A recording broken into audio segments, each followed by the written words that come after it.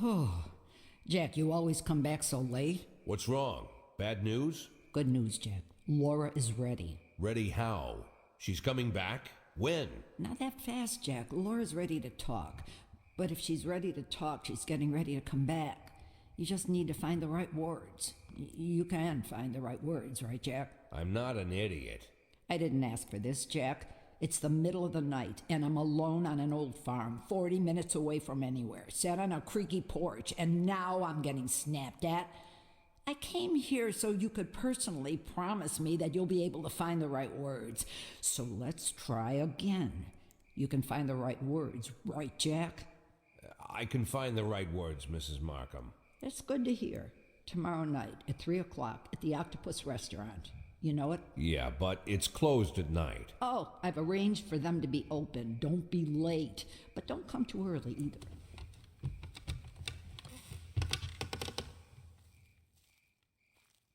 Mrs. Markham, Yeah? I should probably offer you some tea or something before you go. Do you have any tea? No. Good night, Jack.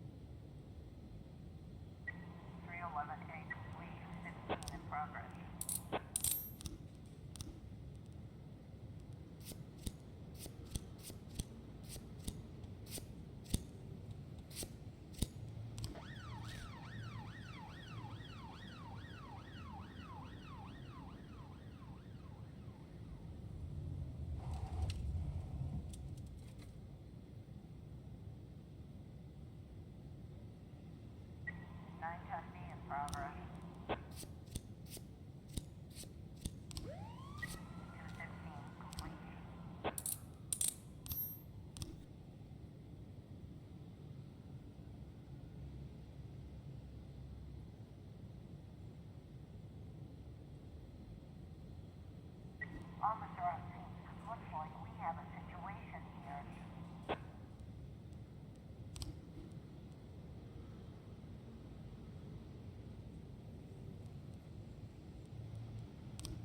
9 testing complete. 1311 in progress.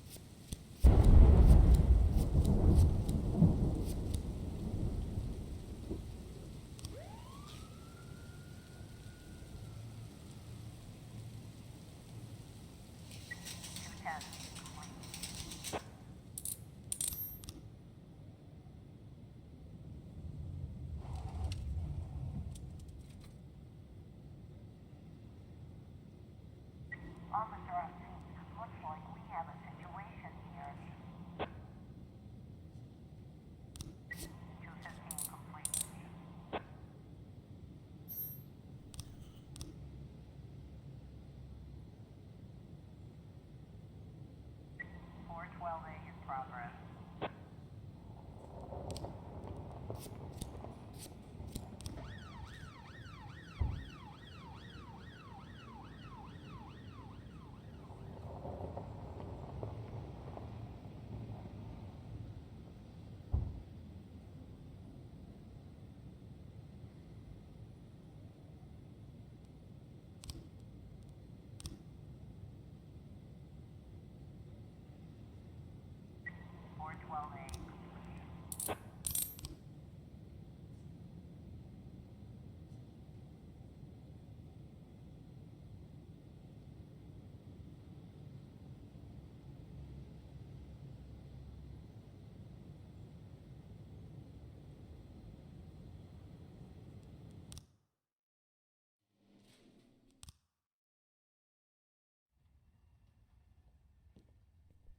According to Mrs. Markham, I was supposed to spend all day thinking up the right words.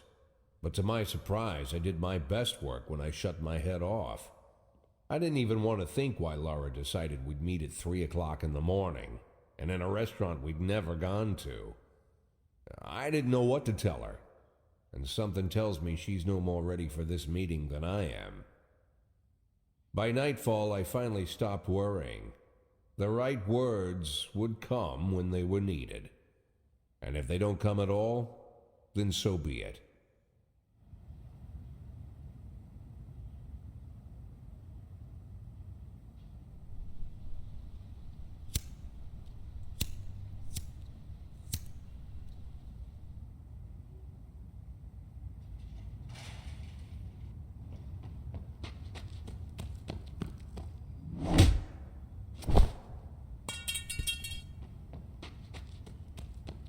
I've heard said, when you're knocked out by a single blow, you don't have time to feel any pain. Well, that's a lie. It's painful as hell. Every day I spent in that coma, the pain was unbearable.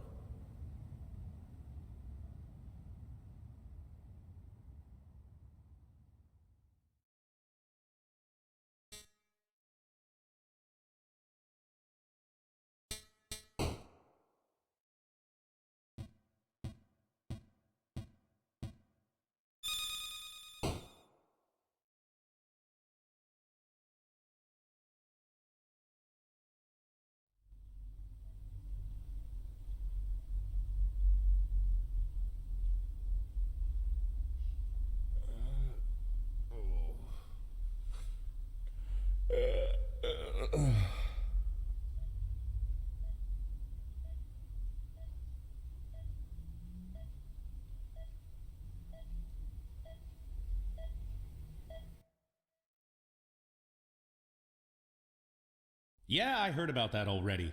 But what if they decide to spill it to the papers? We need to start thinking now about covering our asses. I know people who can deal with this, but they'll need at least a week. Plus, if we want to... Lieutenant Stat, I'm sorry to interrupt you, but I have Jack Boyd on the line. Who? Jack Boyd, sir. He's calling from the hospital. Gibson, I'll call you back. Don't do anything without my team. Jack, well, wow. I didn't know you were awake. Doctor said you could be in that coma for months, even years. How are you feeling? Tell me who's in control, Martin. I don't think I follow you. For God's sake, Martin, tell me it's you running the department and not some stooge from the mayor's office. Yes, Jack. I am performing the duties of the police chief, but the new man's coming on Saturday, Kevin Paulson. Kevin Paulson? Yes, it's the guy from the... I know who Kevin Paulson is. Now listen carefully, Martin. I'm coming back to work. I'm Freeburg's police chief, and it's going to stay that way for another 4 months. Now you get on the phone and do whatever needs to be done. You run into any problems, threaten them with the media, court, or blackmail. But I don't think they'll give you any trouble. The mayor knows it's easier to just wait until the winter than deal with a scandal. Oh, and assemble a press conference.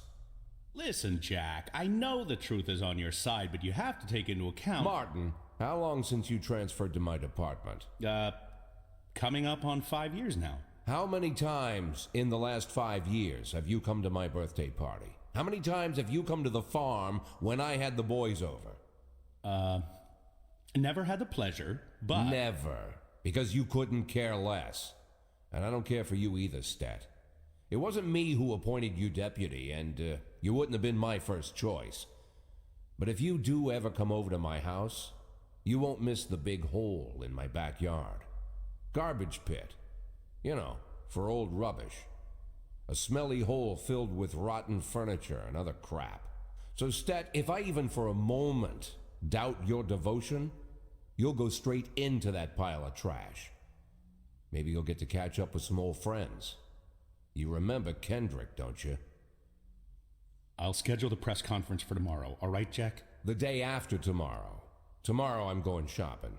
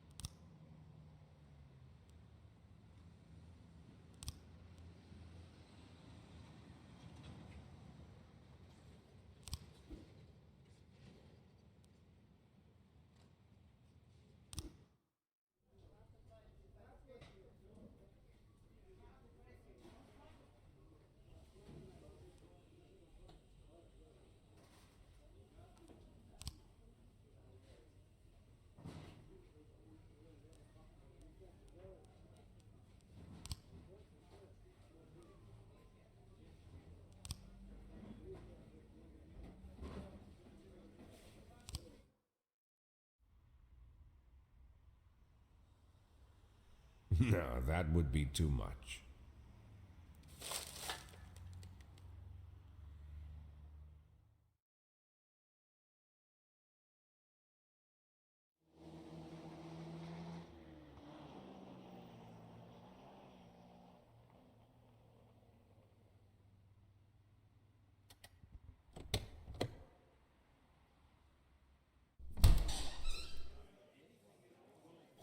Wow, Jack, what's with the outfit?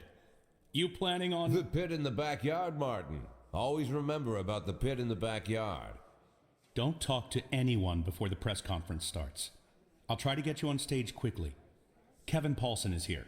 He wanted to... Jack! I hardly recognize you. That's quite an image for a man like you. An old dog with a new trick, right? We should see each other more often. How long has it been? Last time I saw you, I fired you, Kevin. Ha! You mean the day I resigned in protest over the corruption and lawlessness at your police department, right? Yeah, repeat that shit often enough, someday you might start believing it.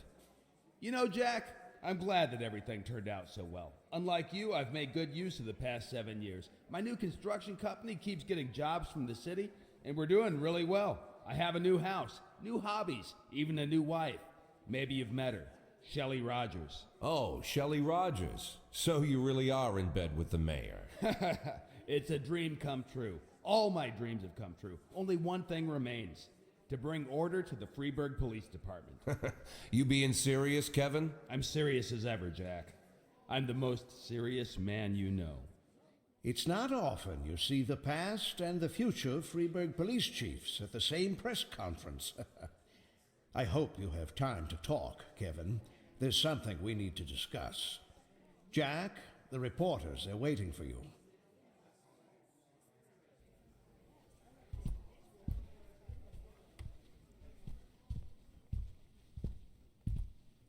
My retirement plan somehow just got turned into a circus. Fortunately, I'm pretty good at swallowing swords and jumping through burning hoops. They all seem to like it.